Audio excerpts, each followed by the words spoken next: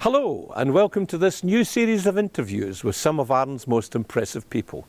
Every month, Gloria Barker and I will be finding out fascinating facts about our islanders and what makes them tick. We're grateful to Belvedere Cottage for sponsoring this episode. Close to the ferry terminal, this self-catering cottage is only a short walk from Brodick's bars, restaurants, the beach, golf course and shops. It sleeps 4 in Dublin twin rooms, each with their own facilities. And there's a bed settee in the living area for a 5th guest if required. My guest today on Islanders Reveal All is someone with whom I've played football and I've also been a member of his mountain rescue team. He's a man I greatly respect and I think he'll impress you too, especially when you discover what he's been up to and keeping him busy over the recent years. Come in and get to know Ali Hume. Alistair Hume, thanks for talking to us today. I would like to go through your life and how you started off in the village and where your family was from. Now, I described you in a football fanatic once as being the marriage of a Dougray boatman and Brodick royalty, because your father was from Dougray and your mother was a part of the McNichol families. Mm-hmm. So, was it good to be brought up in a family with so many cousins and things? Because we were both big families. Oh yeah, it's fantastic. And recently we had a Hume gathering golf year that was sort of introduced in the last couple of years. And to meet them all again, it's absolutely incredible. Some of them aren't even recognised and have to be introduced to their sons, daughters and grandchildren and all the rest of it. So it's fantastic. Mm-hmm. So where were you brought up in Brodick? Invercloy, right in the middle of the village. Middle of McNicholville, as it was. Right. And you went to school in Brodick. You're the second, so your sister was already there before you went. And then Nichol came a couple of years later. Mm-hmm.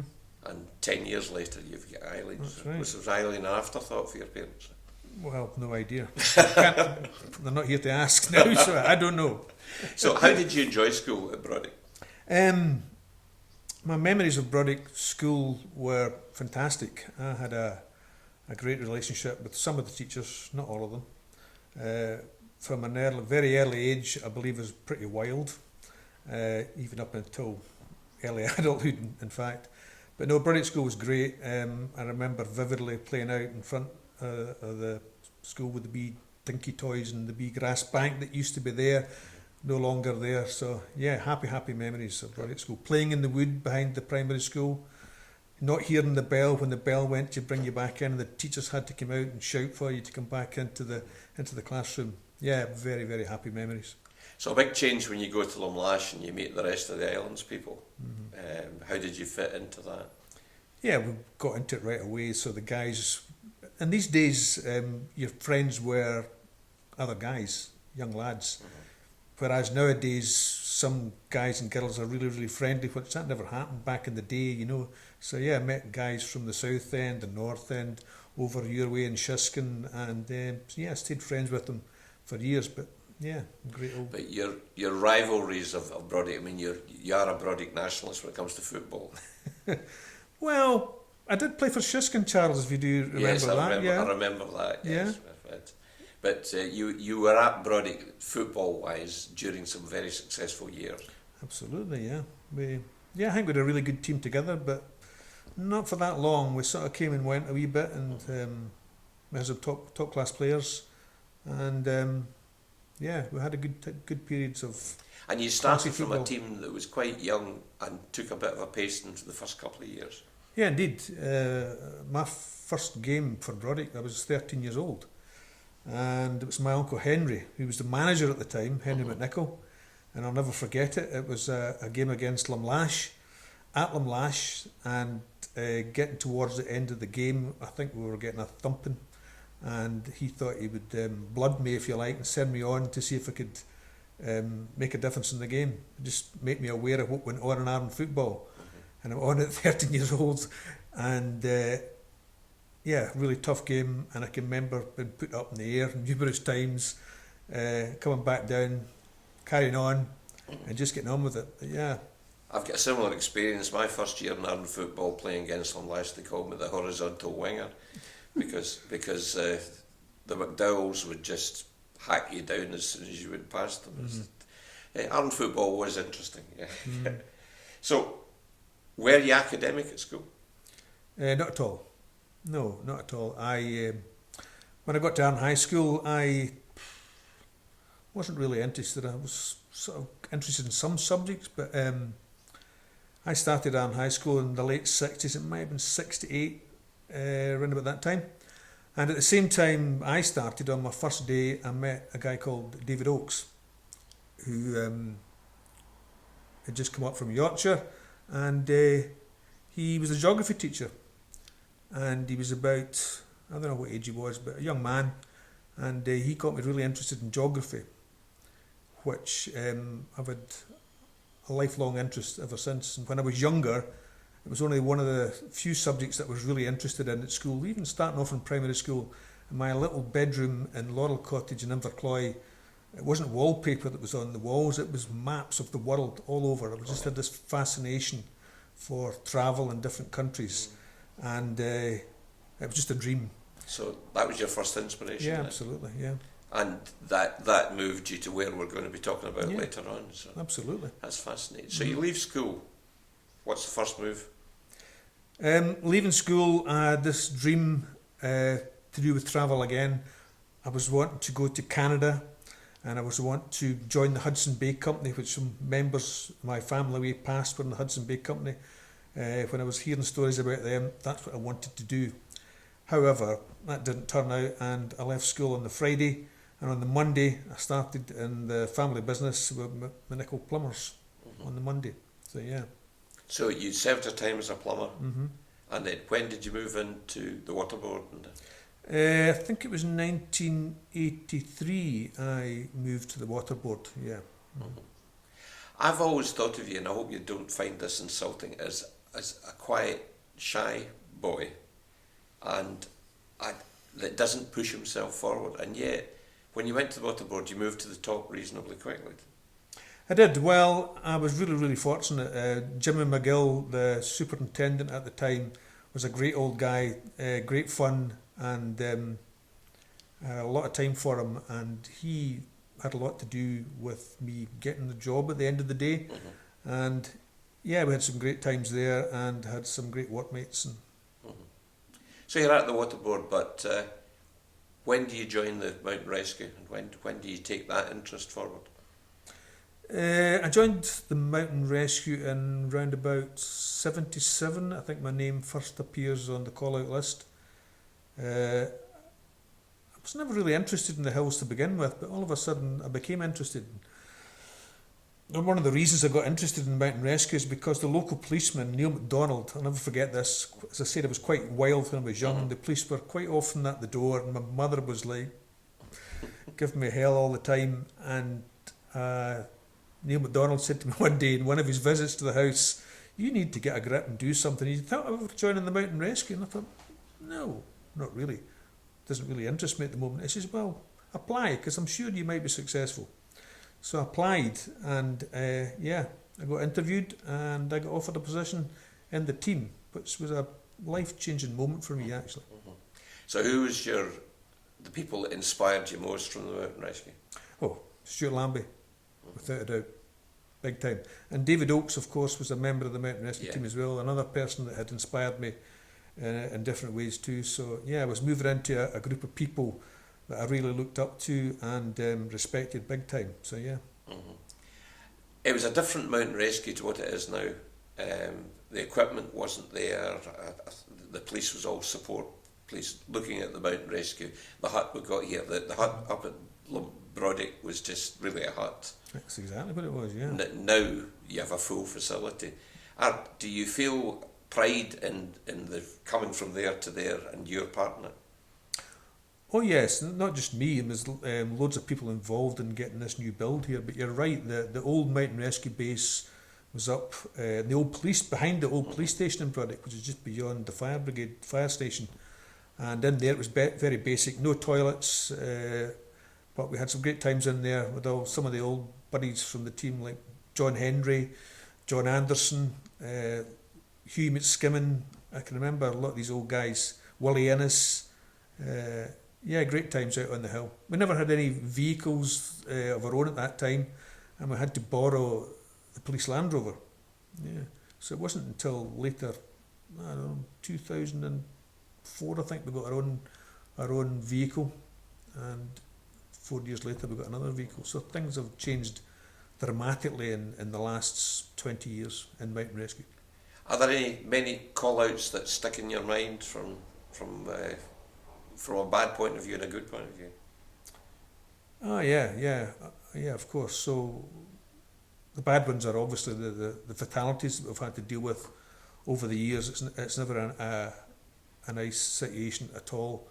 And when you find somebody that's come to grief, it's quite difficult for everybody concerned. And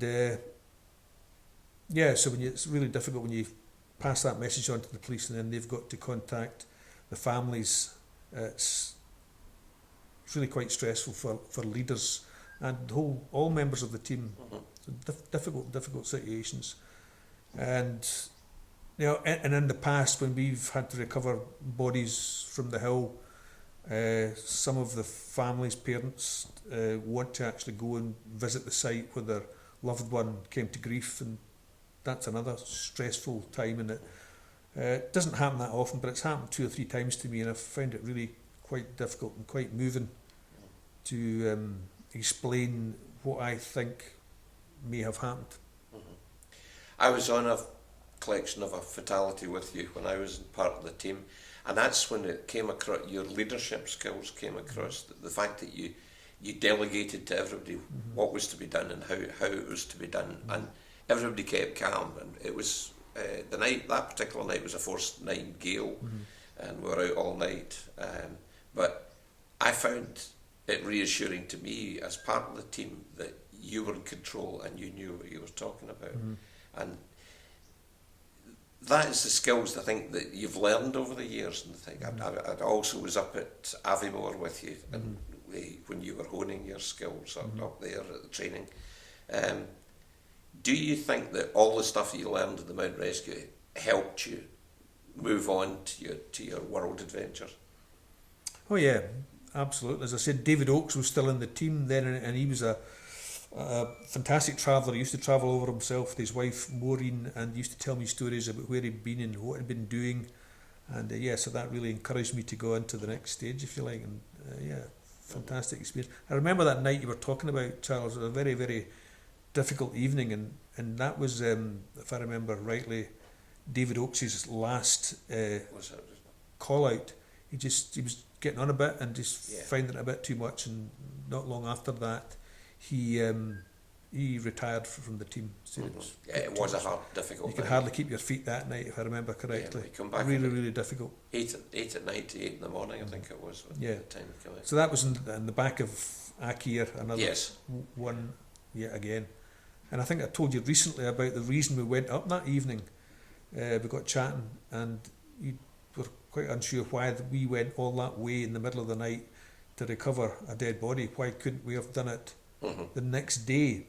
Well, in fact, what had happened was the girl, a ranger from the National Trust, had come across the body, but couldn't. When I interviewed her, she couldn't categorically say that this was a dead body.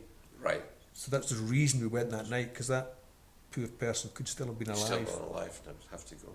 She identified the body from a distance and couldn't be sure. On a brighter topic, piping. Oh. I've always thought that pipers are like horses, they're best seen in a distant hillside. And when did you take up piping? In the early 90s it was. So I wasn't a piper from an early age, and it was a sort of chance meeting that happened in the pub, strangely enough, with Murray Bowl, who had just recently started piping, and he had asked me if would I be interested in going and starting to get lessons from Henry Murdo up at Corriegills, who was making bagpipes at the time, and he was also tutoring certain people. So after the evening ended, I went home, and he said the practice would be on a Monday night, winter's night, sitting in the house, pitch dark, heard the peep of a horn outside the window, opened the curtains, and here's Murray waving at me. And what are you talking about? piping. I'd forgotten totally all about it. So that was the start of it, going up to Henry, getting the lessons, reading, having to read music, which was, I never thought I'd be able to do, but I managed to get through that. And eventually, over the years, got the hang of it, and it was tough. I found it really, really tough. Difficult instrument to learn, difficult instrument to play. There's so many different things going on, and difficult instrument to maintain. And there was many times that I was thinking, throw it in the back of the fire, and that was the end of it. But no, but continued on, and yeah, I'm glad I did. Were you musical? Good. I mean, piping, setting your drones and everything is very, very pitch sensitive, isn't it? No, I was not musical at all, apart from the classic recorder that we all used to get at the school. And I could never understand why they didn't teach Chanter as a lead up to playing the bagpipes rather than the recorder. As I think every child in Arran has a horrendous experience with the recorder at school. Mm-hmm. And the recorder's got more notes than a bagpipe, isn't it? Bagpipe's very limited in its notes. Yeah. Now, one of the things that the first time I'd ever seen it, and probably the only time I've ever seen it, you had an electronic practice chanter. That's right. You've got a good memory, Charles. Where did you get that? So Henry had an agent in Sweden, I think it was, that developed this electronic chanter himself. So I purchased one. I thought it'd be really handy because playing the chanter and learning the bagpipes doesn't make good friends with your neighbours and things like that. So to have a set of headphones on and an electronic chanter, and also by that time I was travelling as well and on a plane learning tunes, stuff like that. Mm-hmm. And that same electronic chanter got stolen in Ho Chi Minh City. Oh. I stayed in a rough kind of hostel one night and left to go out the next day, had a day out in Ho Chi Minh City, came back a few hours later, and the door was still locked. I went in and I thought, someone's been in my room. I went through my bags, and a number of things had been stolen, and this electronic chanter was one of them. So I'm guessing it was one of the staff. The door not been forced. Yeah. The electronic chanter was stolen. I'm quite sure he or she had no idea what it was. Just a glass it's a tube. tiny little thing. You could see all the electronics inside it. Yeah, it was. I thought it was a marvellous thing at the time. Why I remember it is my brother's a piper, and I think the practice chanter is the tune of the devil. It is such an annoying sound. But you progressed and you're part of Arran Pipe Band now. Do you find that it develops your piping by meeting other bands, the likes of the Highland Games, etc.? Oh yeah, absolutely. Piping's so specific, I think, and you can really, if you've got an ear for music at all, you can actually hear the difference big time. A lot of people don't, and all the bands sound the same. Well, they're not. If you're into piping at all, you can tell a note that's out in a set when a number of people are playing. So it's right. Some of the better bands are so much better than we're sort of grade 4, if you like, which is the bottom rung. And but no, it's just fantastic to hear some of the better bands. But for an island of 4,500 people, to be able to sustain a pipe band is pretty damn good, isn't it? Yeah, I would agree. And so that sort of moves us on a little bit to the next stage. The pipe band is great, but we're all getting a bit older, and thought it was time to try and encourage some younger people to come along, and they did over the years, but then they left the island to the mainland, so we lost a number of really good pipers like Ross Sutherland and a few others. So at that time I thought we need to be recruiting more young pipers and drummers into the Arran Pipe Band, and the best way to do that would be through the schools. We thought the primary schools and the high schools. So a chance meeting one night in the Douglas Hotel after a burnt supper, I had a chat with David Lambert, I think he was the deputy head at Arran High School, and James O'Neill, and we talked about the need to introduce young people to piping and drumming on the island, specifically because it's so common in Kintyre, all over Argyllshire, big time piping and drumming, so much so that the Inverary Pipe Band, they're world champions. So we thought it'd be a good idea to introduce that. So we did it through the schools and got some assistance finance from various organisations, and now we're bringing kids from primary school through the system to the high school, and piping and drumming and other traditional Scottish instruments as well. So we're starting to see a little feed through into the main band. So yeah, that's been really, really successful, and a lot of folk have done a lot of work in that to make it happen. Well, that's great, and as I say, with only 4,500 people in the island, you have to be looking to the young folk to come through to sustain Yeah, absolutely, yeah. So, moving on from piping, is that how you get involved in the Saskatchewan? Yes, yeah. So you're talking about the trip to Canada. Yes. Yeah. That was amazing. That was like a sort of destiny to me. I think I sent you a clip of the advert in the Glasgow Herald. With it. It's just fascinating that just one wee paragraph at the end are looking for a canoes together that can pipe. Yeah, and you absolutely. saw that. Absolutely, that was just it for me. I was reading it, and my hairs were coming up the back of my neck. And as I said earlier, I always wanted to go to Canada. I wanted to visit these remote areas, and here was the opportunity. I just couldn't believe it popped up, and the wee bit at the end saying, "and a piper as well," will be, so all ham. So and yeah, so it was going to cost a bit of money, and my uncle Archie, who'd sadly died a few years ago, left me a small amount of money, and I knew that he would have wanted me to spend it on something that I really wanted to do, and I'd spoke to him about my dream of going to Canada and doing stuff, and he knew that, so that it all came together basically, just right place, yeah, absolutely. right time. My wife was sitting opposite me when I was reading this article, and she was looking at me and she says, "What is it?" I said, "Read that." She said, "That's you." So tell us about the adventure. Yeah, well, so it was a team from Scotland. It's quite a long story actually. The guy that sort of organised it all, Duncan Thompson, was a data analyst or something like that over in Edinburgh with his wife. Office job, been doing it for years, wanted a change, decided to go to Canada, buy a canoe and paddle from the east of Canada all the way from the Atlantic, basically, the St. Lawrence, all the way to the Pacific Ocean. Never having paddled before in his life, and he did that. Him and his wife set off. They had all the plan, and they got to a place called La Ronge in northern Saskatchewan when the ice flow started to get winter time, and they couldn't get any further, and they had to winter there, if you like. And they got chatting to some of the local folk who were going to be doing a massive big trip to celebrate the centennial of Saskatchewan province, I think it was.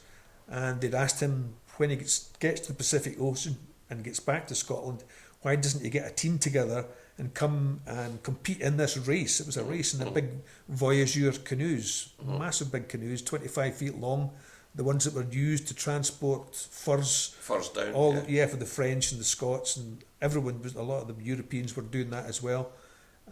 So he did. He came back to Scotland and he placed that advert in the Glasgow Herald, and off we went. 9 of us went over.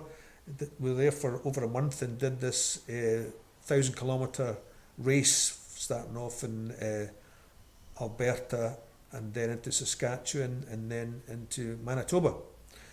Going along, and me taking the bagpipes and meeting all these small Indian communities, and after paddling for 12 hours a day, absolutely exhausted, I would be dragged off the canoe, dragged up to a big hall, and there were 500 people at a stage waiting for me to go up and play. It was incredible. Yeah, fantastic experience. So that gave you the impetus to try and do other things abroad. yeah. What was the first thing that you did? When did you do guiding or? Yeah, so while I was in Canada, there's a guy called John Johnson who owned a company in Glasgow at the time, Alba Adventure, and he worked for the company that I went on to work for, World Challenge. And he said, I'd retired, I got a package from Scottish Water, and I came back to the UK, applied to the company, got an interview and a weekend's training down in the Peak District. And after that weekend, I was given an assessment, and on the Sunday I was asked to go in and speak to the boss guy, and he went in, sat down, he said, "You've passed, where do you want to go?" I said, "What do you mean, where do you want to go?" He says, "Here's your choice." And he gave me a list of countries all over the world. and he said, "You choose." And we're confident you could. I said, "I'd rather do a sort of assist somebody before I actually go on a trip." Yeah. No, you're fine. You're on your own. You choose.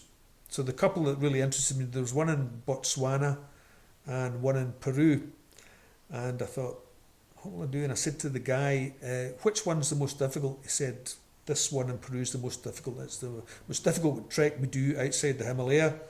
And I thought, I'll take that one. And the reason for doing that was, if I knew if I could do that, then surely I would be able to do many others. So there's where it started. And what age groups were you? At that time I was doing kids maybe 15, 16, 17 and some at 18. Yeah, from all over the UK. Mainly independent schools to begin with. Because it's not cheap. Yeah. But latterly we did quite a few ones from other schools. And what kind of support do you have on these trips? Is it just you, or is it? No, I have the in-country agents, they're called, who can help me arrange travel if I need it, or accommodation. But the whole ethos of the company is to encourage these younger people to sort of get a grip of things and organisation. A lot of these kids have never been away from home before. They've never been able to cook on a campfire, things like that. They've never been in the jungle, so all that kind of stuff. So I've got loads of contacts in these countries who are authorised by the company to help me as and when required. So yeah, you don't just go in on your own and deal with it. Yeah, but you're in the same position as the kids if you're going to a place you haven't been before. Yeah. And you're dependent on the people in that country to help you with that. That's right. Mm-hmm. So, you've done that how many times now? 33 trips worldwide since 2006, I think. Right. And that's taken Africa, Asia. Mm-hmm. Now, I talked to you a while back about China. It wasn't one of your happiest trips, I don't think. Did you find the restrictions that you had in China oppressive? Yeah, I did really. I mean, for the trips to be really, for the young people to enjoy the trips, they don't need stress, and crossing borders into China and travelling through China was just one total stress fest, if you like, for the kids. So, I mean, although it was great, we went and visited loads of beautiful places, and every occasion, wherever you went, you were confronted by various people either carrying machine guns or pistols or army or police. I really found it quite concerning. And also you weren't allowed to use the web. That's right. Yeah. Now, when you went to base camp at Everest, was that on your own or was that leading people? That's a good one, Charles, because I've never been to base camp. I thought you had. No. I thought you'd been to Everest. You must have been dreaming. No. Oh well, we'll forget about Everest. So one of my memorable trips, I must put this in, it was really fantastic. We went to Tanzania once with a group of a small group of girls, young girls from very, very affluent school down in the south of England. And we went to Tanzania. We had a great trip, and one of the most vivid memories of me, this was early on in the days when I started doing it, we travelled from Dar es Salaam to a place called Iringa on the Tanzam Highway, Tanzania, into Zambia. Zambia is a landlocked country. So there's one big road going all the way to Zambia, and it's mobbed, it's manic, it's crazy. There's buses, there's lorries on fire at the side of the road. You've been stopped by the police, you're asking for bribes. The driver's got a big pile of money next to the window, and the police come along and he gets to give them money, then you move on again. It was crazy. And in the middle of all this, you'll come across a herd of giraffes crossing the road at the same time. It was something out of Armageddon, burning trucks at the side of the road and all that. It was absolutely fantastic. And the kids were like, this is crazy. It's just a different experience for these young people. And take it's them so, out of their comfort yeah, zone. absolutely, and it's so beneficial to them as well. And on that trip, there was a few shy girls, and really they changed their lives back. Actually, I think, and that's the beauty of travel, especially for young people, I think. So not only are they going to visit countries where young people their age and even younger, and they see how lucky they are to be living in a fancy big house in the UK somewhere, it's actually good for themselves as well, because it actually gets them to do things that they wouldn't normally be doing. And so many of these young people come to me after the trip and say, wow, that's the best experience I've had in my life. So I think it's really, really beneficial for young folk to travel. I was going to ask that, do you get a lot of letters of feedback from these people to say how much they... Yeah, I still stay friendly with a lot of the members that I've taken, still wish them happy birthday, and yeah, it's a few nice letters and messages. That must be really... Oh, absolutely, yeah. So all these places you take the kids, is there an end result from your visit there? Yes, there is. There's sort of 3 or 4 different phases. The most important phase is the project that we get allocated, and that's all sorted out prior to going in country. So we know I have an itinerary with me, so I know the process. There'll be a project, there'll be some R&R, there'll be trekking in the jungle or in the mountains, whatever it may be. But the projects are really the ones that the young people, the challengers as the company calls them, are really interested in. And that sort of basically works around, if you get based in a village, it could be teaching English, or having a big blackboard and writing up and asking the kids to interact. So you just leave them alone to get on with it. We have a wee plan to begin with to get in, to start teaching, and they build up a relationship over the few days we're there, maybe 6 days on a project. That's part of it. The other part is maybe painting and brightening up the classroom. And the other part is maybe doing a construction project, like building or helping to build with contractors, long drop toilets. And so we go in country with a package of money that goes towards the project. And we lay out the money and they go buy the materials. And then they come and we help them mix the cement and dig in the holes and all that kind of stuff. There's loads of different projects that go on. Working in orphanages in the Far East. We did a lot of stuff there. So there's loads of stuff we can do. It must have been quite a hit to you when COVID came along and you could no longer do these things, take these kids out there. Has it been difficult for the last 2 years with it? In the big picture, it's not difficult for me. I'm kind of retired and I've been travelling all over the world for 15 years. So, I mean, if I never ever get another trip again, I've got to be grateful for what I've managed to see over these 15 years. But I kind of stopped thinking during this period in time how these kids in these different parts of the world are actually getting on themselves, you know. We're pretty when you're making a contribution, I'm thinking, you know, and suddenly the ability to do that stops. Yeah. It must.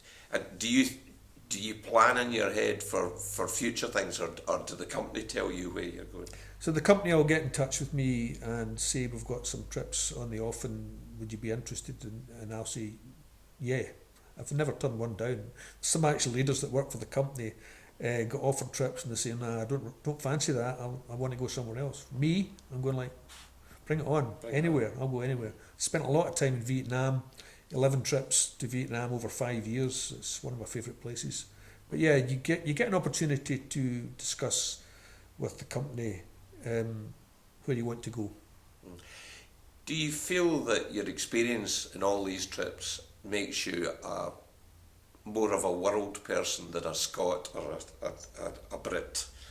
You know that you're a citizen of the world. Oh yeah, I think so. I mean, most folk when you travel around, everyone asks me this question, you know, is it safe and all this kind of stuff. And in my experience in all these countries in the developing world that I've visited, everybody's really, really friendly, far more so than sometimes in the UK. Everyone wants to chat and everyone wants to ask about you. You're asking about them, they want to ask about you, and interaction. So it's really, really important. I love that aspect of it. Amongst all the things you've done through your life, you've managed to marry Shona and have 2 children. And your son's now a paramedic, so Yeah. that must be something you're proud of. Yeah, absolutely. I'm proud of both my kids. Yeah, they've done really well for themselves, both down in England. But yeah, Neil, my son, has worked in London as a paramedic, and now he's training to become a winchman paramedic with Bristow's helicopters. Right. So the one that you see flying over Yeah. around here, he eventually, hopefully, will become a winchman paramedic on one of these, one of the stations around the UK. And your daughter's just And changed Amy, my jobs. daughter, yeah, she's moved. She lived down in Marlow in Buckinghamshire, and she's just about to move a bit further north. Yeah. So you're an empty nester. You and Shona enjoying Yeah. enjoying your time. So Yes. while you've not been able to go abroad, are you walking more in Arran? Indeed. Yeah. So I've got a small group of friends that we actually go out quite regular and sort of visit the areas that was very seldom trodden by any folk at all. So it's off the beaten track, and that's the latest thing I've been doing, just wandering around. Quite often I go myself and wander around. I recently visited the sites of the aircraft crashes just during the war and after the war. Quite a sombre feeling to walk around quietly on your own, just thinking about these poor people that lost their lives. And Yeah. quite a moving experience. Loads of plane crashes on Arran. A lot of people don't realise that. Yeah, very, very sad to think about. We have a display in the museum, and I find that a lot of people come and are quite surprised about they tell them about the granite cloud, as it was called before radar or planes crashed. The one that interests me most is the sea fire that crashed in the south end of the island, which it must have been a malfunction with the aircraft or something. But having the Liberator propeller in the museum, I think it stimulates folks' interest. There's also one there behind me. Yeah, were you involved in the bringing down? No, that was the Arran Junior Mountain Rescue that was run for a number of years. They managed to sort of drag that down off the hill, yeah. But it must be quite sombre. The back of Benouche is the Liberator site, Yeah, isn't it? yeah. So there's a pile of wreckage on the back of Benouche down towards Montequil. That actually is not the site of the crash. That was where it was actually positioned by some local lads who were working for a local firm who were thinking about scrap. So they dragged all these, what they thought was valuable materials, to an area that there was going to be uplifted from, and it never happened. Never happened. So this big pile of wreckage that everybody seems to think that's the site of the crash, but it's actually not. It's higher up. Yeah. Yeah. Have you any ambitions left? Yeah, well, of course. Yeah, I'd love to travel more and see what happens. Yeah, I would like to go to various countries around the world. Whether it will happen or not, we'll just have to wait and see. But as I said before, if I never get to travel and do that stuff again because of what's been happening over the last couple of years, well, I've had a fantastic 15 years doing all that stuff. Really, really fortunate. Everything just fell for me perfectly. But I'll continue on to work for the company, and I've got a green light still on a trip for next year to, where are we going? Zambia and Mozambique. So that's the only one I have on the cards at the minute, and 5 trips in 1 year is the most I've done. But yeah, there's loads of stuff. So not only do I do groups in the UK, I'm sort of doing groups from the Middle East, Saudi, Egypt, UAE, taking groups from South Africa, Australia, New Zealand, all over. Now all these offices are now closed. It's only the one in the UK and the one in Australia that's opening. So they're just having to sort of see what happens, and it's not the end. It'll start to rebuild, I think. But it'll take a while, and it'll be difficult for the challengers to convince their parents that it's safe to do so. And that's the biggest thing. Parents worry big time, and I'm not surprised at that. I would be the same. I do remember an instance when we were going to Uganda, and we arrived in country. And the project had been pre-arranged. It was over on the border with the Congo, and the night before we were due to travel, I get a phone call on my sat phone from the office in London saying that, Ali, we've got a big issue here. You were supposed to be going to a place called Kasese on the Congo border and go to a little village you were in. That little town's been hit by terrorists, and there's 27 folk been murdered. Of course, this is all over the news in the UK, and we didn't know anything about it. So all the parents of the challenge that were with me about to go to that area, and they had a list of the itinerary as well. This was big trouble. You know, they were all panicking big time, and quite rightly so, worried. So we actually got together with the aid of the office, a whole new month-long trip on the opposite side of the country, the eastern side, which faces onto Kenya. So just all of a sudden, within about an hour and a half, 2 hours on the sat phone, we'd got a whole new package together with the aid of the in-country agent. This whole thing just happened, and with the help of everybody concerned, we had a fantastic time. An off-the-cuff expedition just happened like that. Amazing. That's fabulous. And your leadership skills that have been honed over the years are managed to keep calm with the kids and everything, and show them that. Yeah, I don't often flap. There's some situations you get into sometimes when you're travelling, you're really going, oh, this is not good, you know, and you get a feeling for it, but you don't try and hide your feelings, you know. But you've got the swan approach. Yeah.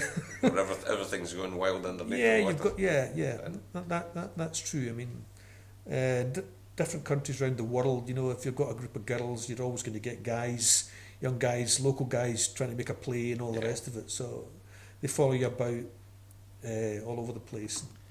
So how many people that you've talked to have come to Arran? Because you must have been an ambassador for Arran over the years. A few, not that many actually. I've invited them, an open invitation to all the people in the office. They're welcome to come to Arran. They know that I've got a room they can have. A few of them come down. But my daughter used to work for the company, Amy. She worked for World Challenge, so she brought her friends from the office up for a long weekend, and we had a great time, and I was out with them on a few occasions. And I think I like to think I'm a bit of an ambassador for Arran. You mentioned earlier on about the Hume weekend. How did your golf compare on that day? It started badly and then it fell away. I don't think that the golf would be the main event, though. No, indeed. No, it was great to meet all the family and have a few beers and a chat. Great to catch up. You're a family man, and I think that what you've done over the years has been fantastic. And I also believe that you're humble, which is why a lot of folk will not know of the activities you've been over the years. Thanks very much for talking to me, and I hope that you get back to what you do best. Thanks very much, Charles. This episode of Islanders Reveal All was sponsored by Belvedere Cottage in Brodick, a convenient base from which to enjoy your own affordable Arran adventure. It's a very popular self-catering property, so if you're planning a trip, be sure to click on the link below to reserve your booking. Subscribe to this Arran channel to meet more Arran folk. I look forward to seeing you again soon.